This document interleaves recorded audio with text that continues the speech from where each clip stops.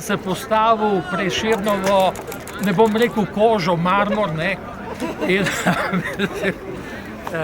in evo, kako se Prešern počuti.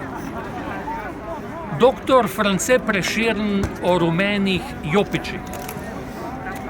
Poet sem marsikaj že videl skozi brončene veke, stoječ kot spomenik na tromostovju 3 stoletij.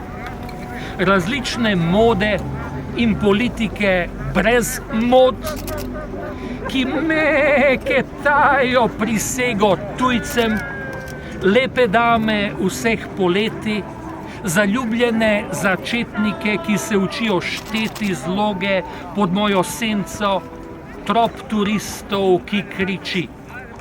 Še nikdar pa mi ni deželni knez obsodil ždeti med pretepaško sodrgo v rumenih jopičih. Obkroža me ein Volk, ein Führer, straže in prepreke. Obut v krut bron se ne morem premakniti. Z leti imam vse rajši parčke, ki na živo stran te reke peljejo pesem, jok in smeh otrok. Zdaj pa, moji lepi Juliji, ne povedat, prosim, kolesarke. Ukrepi zoper lepoto so zločin. Zakaj smehljaja teh oči in ustnic ne spustijo k meni stražniki v oklepih? Zakaj pustijo, da me blatijo rumeni jopiči? Od zgoraj rad pokukam v dekolte zaobljene obleke.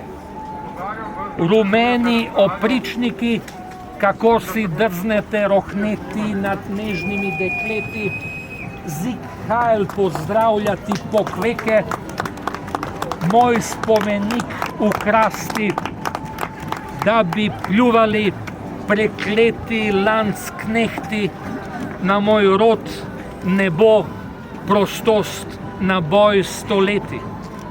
Iz vaših ust moj jezik sika in preži in piči.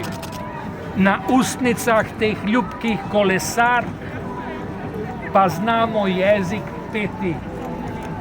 Stran, stran, stran, strahopetci z rumenimi opičimi jopiči. Zakaj pa so tako rumeni jopiči, ti opiči?